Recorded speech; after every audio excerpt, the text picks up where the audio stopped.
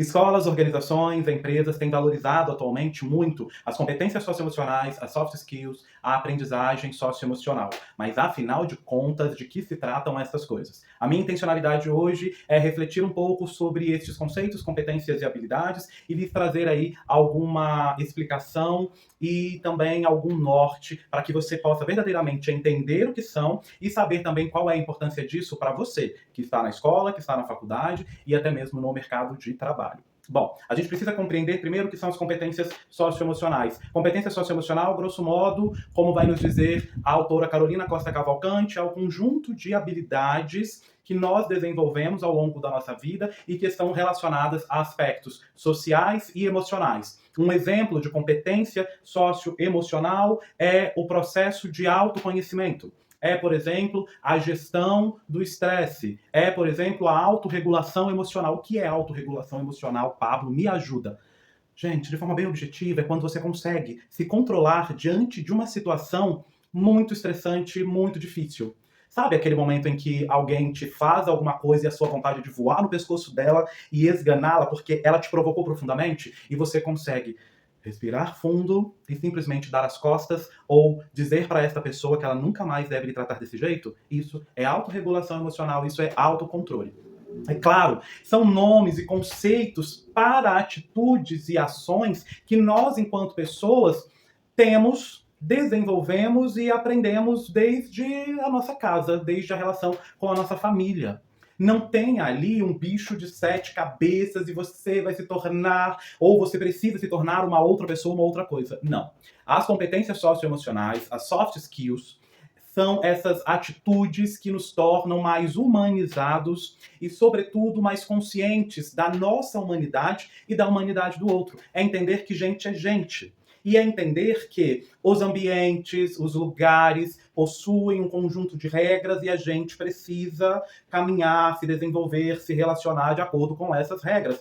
Aquilo que a gente chama de contrato social, aquilo que a gente chama de limite, aquilo que a gente chama de lei, aquela ideia de que a gente não pode sair fazendo tudo que a gente deseja. Mas, ao mesmo tempo, é claro, existe aí também uma certa profundidade nestes conceitos, nessas competências. Por quê? Porque a gente primeiro precisa entender que, por mais que você faça um curso de inteligência emocional, por mais que você leia um livro sobre aprendizagem socioemocional, por mais que você domine as soft skills, e aí abra um parêntese, a soft skills ela é mais direcionada para a sua atitude e para a sua ação, para a sua humanidade dentro dos espaços organizacionais, ou seja, é mais voltada para o mundo do trabalho. E aí a Forbes, ela elegeu algumas soft skills que eu lerei para vocês agora, que estão no livro da Carolina Costa Cavalcante. A primeira, integridade ética. Gente, integridade ética. O que é isso? Respeito, responsabilidade, valorização e reconhecimento do outro. É saber que eu só existo porque o outro está aqui também existindo. É saber que o meu direito termina quando o do outro começa. Sabe? Aquela velha história que a gente precisa resgatar. O outro é empatia. Empatia. E aí, meus amigos, minha gente, empatia você não desenvolve num curso, você não compra empatia. Não é lendo um livro Como Ser Empático em 5 Passos que você se torna empático. É um exercício e que para algumas pessoas é um exercício muito fácil e para outras é um exercício muito duro. A adaptabilidade, que é a capacidade de perceber novas demandas e lidar com elas de forma competente e saudável. Sabe aquele ditado que diz o seguinte: o sapo pula quando a lagoa seca? Adaptabilidade. Surgiu uma necessidade, surgiu uma nova demanda, a realidade mudou, você se vira. E é algo que o brasileiro, principalmente, faz muitíssimo bem. O outro é a automotivação, que é a tomada de decisão, iniciativa em relação aos desafios encontrados. Gente, é a necessidade que vai te fazer acordar todos os dias para realizar as suas tarefas. É claro, a gente quer viver só motivado pelos nossos boletos? Não, a gente também quer sonhar, a gente quer se realizar, a gente quer ser feliz. Tudo isso também é a nossa motivação, automotivação. Aí vem a inteligência emocional, né, que é quando você consegue se compreender e compreender o outro, e se controlar, se gerir ali na relação com o outro. Aí tem a aprendizagem contínua, que é algo importantíssimo, porque a gente está sempre aprendendo. Não existe essa de terminei os estudos, não existe essa de já sei tudo, a gente está sempre aprendendo. Isso é muito importante porque a gente vai se expandindo, a gente vai crescendo, isso também faz parte do nosso processo de autoconhecimento. E aí, tem aqui o ponto alto dessa lista da Forbes, que é ser mais humano do que profissional. E aí a gente tem as soft skills, mas a gente também tem as hard skills, que são as competências técnicas, aquilo que você aprendeu no seu curso técnico, a sua profissão, aquilo que você aprendeu na faculdade, na especialização. São os conhecimentos acadêmicos, mais técnicos, a coisa ali do trabalho, do fazer. E aqui, nas soft skills, o que as empresas estão buscando e valorizando são profissionais que, para além do profissional, eles também são humanos. São generosos, são gentis, são autocontrolados, sabem dialogar, compreendem que a ação do outro, a atitude do outro diz mais respeito sobre ele do que sobre a gente. Agora, fechando parênteses, o que acontece?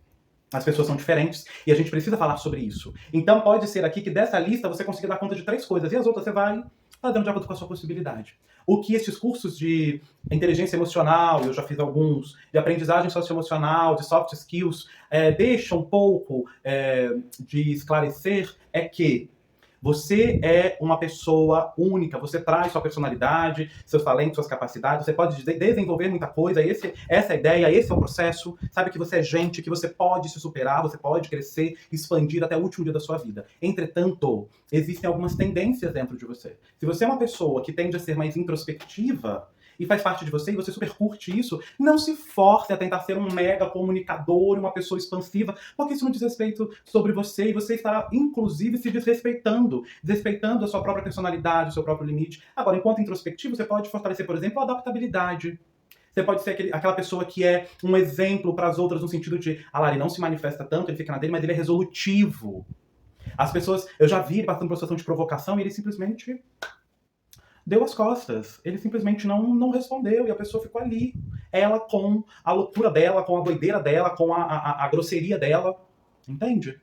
Então, assim, a gente precisa compreender que alguns conceitos e que todo este processo que as escolas e as empresas estão valorizando se chama humanização. Nós estamos buscando por pessoas cada vez mais pessoas. Cada vez mais espontâneas, cada vez mais em contato consigo mesmas, pessoas que estão cheias de vida, porque a gente sabe que a tendência dessa sociedade foi nos esvaziar, foi nos tirar a esperança, foi nos tirar a vontade de nos relacionarmos com as outras pessoas, principalmente depois aí do que nos aconteceu com essa pandemia. Então a gente está voltando para um processo de socialização que é fundamental para nós enquanto espécie, enquanto gente. Nós nos fazemos nas nossas relações. O que a gente agora está primando é por uma relação que seja cada vez mais autêntica e também mais humana, verdadeira, genuína. As escolas já precisam realizar este trabalho, porque faz parte da BNCC e dos documentos que direcionam ali as diretrizes da educação. As empresas também têm requerido isso. O grande desafio que nós encontramos, sobretudo nas escolas públicas,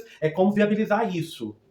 Ainda é um processo, mas a gente está chegando lá, porque os professores também precisam de mais formação, de mais conhecimento, de mais diálogo sobre o que são as competências socioemocionais, desmistificar um pouco isso, que não é nada ali, meu Deus do céu, que coisa, que bicho de 7 cabeças. A gente também precisa falar das soft skills nas organizações de uma forma mais acessível, de uma forma mais compreensível. Sabe, lembrar, tentar associar essas competências socioemocionais, essas soft skills, com aquilo que os nossos pais nos ensinaram. Diga por gentileza, ou obrigado, ou me dê licença, é senhor, é senhora, espere a vez do outro de falar, não interrompa as pessoas, não grite com os outros, se alguém te bater, procure alguém que pode intermediar a situação, não haja desse jeito, se você pegou o material do coleguinha, devolva, não traga para casa, trouxe para casa de quem é, eu vou lá para devolver, eu preciso saber aquilo que a gente conhece ou conhecia por educação, por boas maneiras, gente sendo bem criada, sobretudo. Então é um trabalho da escola, é um trabalho também, uma missão para as organizações e as empresas, mas também é uma missão e até mesmo uma razão de ser das famílias, e as famílias precisam resgatar isso. A gente sabe que existem aí muitas demandas, e a gente já falou sobre isso em outros vídeos, não vou aqui me delongar sobre isso, mas as famílias precisam voltar também à sua razão de ser, que é cuidar, que é assistir, que é se amar, que é expandir, e que é bem criar as pessoas que elas vão gerando ou agregando.